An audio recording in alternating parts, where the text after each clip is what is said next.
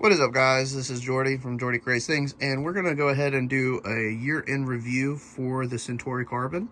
So I got the Carbon last year around February when they did the release. I think it was in January for the pre-orders, and I was able to get on one of those and got the first batch for the printer, actually. So I've had it for almost an entire year, and like a couple days it'll be around the time that I got it. So it's pretty much a year that I've had this. And honestly, I'll go ahead and just jump into it. I'm just going to kind of talk through it. I don't really have any major talking points. I'm just going to go ahead and how I feel about it. I believe that's a really good printer, especially for the price point. It's about $320 at the time that I got this. It might have gone up since the changes with shipping and the states, particularly.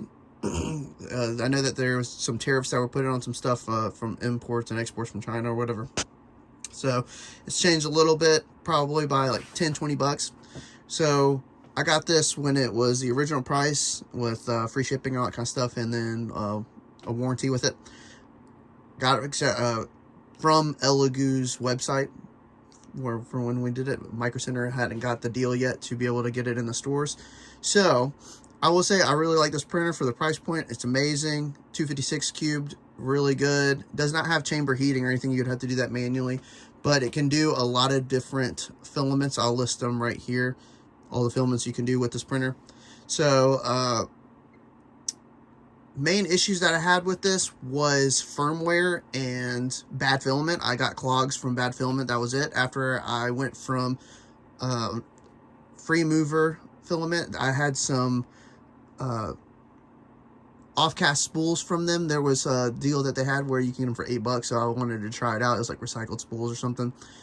And it's pretty much when they're extruding one color to another color, they just wrap that spool and sell those at a lower discounted rate. They don't really do that anymore, but at the time they were. I had some issues with the consistency of the size. It wasn't 1.75 millimeters, and that's what caused the clogs. And I think there was some maybe some debris or something like that in the spool, so that's what was causing clogs. After I got that removed and I went to Elegoo, just basic PLA, I printed in basic PLA and also Rapid and PETG. I didn't have any issues with that at all. Just make sure when you're changing out from two different kinds of temps of filament that you actually are heating those out properly to be able to bleed out the stuff. A lot of people don't know that. You need to make sure you're doing that. But for the most part, really solid machine. Really like it.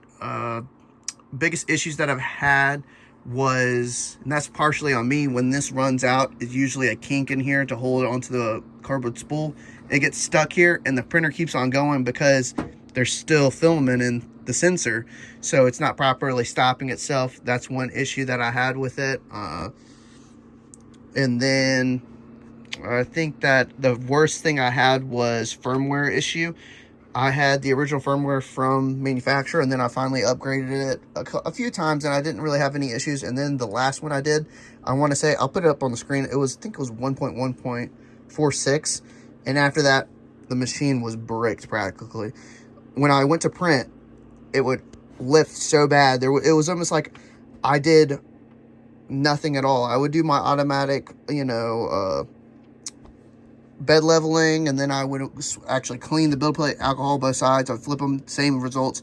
Cleaned it with Dawn dish soap with warm water, my nitrile latex gloves, and then I'd dry it with a microfiber, and it still wouldn't help. So what I ended up doing is I went on open source Centauri Carbon. They have all the original firmware updates, and I regressed my firmware backwards. I went to from 146 to 144 or 140, then went to 30, and then went to 29. Still wasn't good, and then I went to like 25, and that's when it actually fixed. So what it ended up doing was, let me find my USB. So the USB that's provided, what I ended up doing was adding my older firmware on this, and what you would do is retitle it to update.bin, because I think this is a bin file. That's the updates, and it, when you plug it in and boot it up, it'll naturally flash the firmware onto it. So it'll go to the main screen and then say, oh, hey, do you want to do this update? And then it will show an older update, and you say yes, and then it'll update it and revert it back to its old settings. That's about the only issues that I had with it. And you know, I was originally using Orca Slicer for my printers, but there were some issues with the IP addresses for these, particularly at the time, so they would only really work better with the Elegoo Slicer. So I went back to Elegoo Slicer. I'm going to go back to Orca because I have a lot of different printers that I'm running that are not the same brand, and I want to be able to do that. So I'm going to be able to get those updated because they fixed Wi-Fi issues with sending jobs from Orca, which Elegoo's been working with them on that for a little while, I think now. So I'm going to try it out again. But honestly, majority of this, stellar machine, really amazing for the price point. Honestly, I'd say that, and it's controversial, I'd say this is almost better than the P1S. If it had its color combo like it was supposed to in Q3 or Q4, to me, I would be recommending this way over P1S. The P1S, the Bamboo Labs P1S is great. They have a really good backlog for, you know, repairing your machines, and then they also have a better kind of system where you can be able to go in and order parts specifically for the machine that has issues. Elegoo doesn't have that, which I hope that they update their backlog with this, so they can be able to have a better catalog to be able to order stuff, because right now you can only do it through customer service. I understand why they're doing that, because they want to make sure that order numbers are matching up, but what I think would be cool is if they had some kind of system with a catalog where you enter your order number and you can go through pretty much balls. Since then, I actually have found an old website that I used to use, and it is Parts Built 3D, and they have a plethora of the Centauri Carbon parts and replacement parts or modifications you can be able to use, like new different kinds of style beds, nozzles. They also have fans, motors, motherboards, main boards, all these different kinds of things. So check them out. They're definitely going to be a useful asset to you if you're needing parts replaced, or if something goes on and Elegoo's not able to cover the machine and be able to get your parts for it and stuff. I don't really know if they're going to do that, but that would be a cool idea for them to do, especially since the C1 is going to be gone. The CC1 is kind of going to be outdated with the CC2 coming out, which it already has as of now. But really good machine. If you're only doing one color, stellar machine, because you're not going to be able to do a MCU unit or MCS or whatever you want to call it, an AMS, whatever, the Nebula. So whatever you're going to be able to do, you're going to have to probably do third party. So there's a lot of third party AMSs coming out as of recent. So if you want to dabble into that, you can. You wouldn't be able to do it with this one. I think you would have to update your board. But that is probably my biggest gripe about this, is about Elegoo not kind of fulfilling that. They kind of left it a gray area when everybody was going there, but they pretty much premised this, that this was going to be a really good price point machine, and then you would be able to add on the AMS for not much. But the first batch did not come out with the board that actually is compatible with the AMS, so they would have to do an upgrade kit. And there's just a lot of variables. They actually ended up changing manufacturers back mid last year or earlier last year, when they were having issues with supply and demand. But that's kind of another thing. Beyond everything, build plate's really good, both sides. I really like the adhesion. Touchscreen's very good, very responsive. The printer as a whole, solid. I would definitely recommend this machine for a beginner, and even professionals that are wanting to up their print farms, because it's such a good price point. And then now that they're in excess, that they actually have these available and readily available, I would say go for it.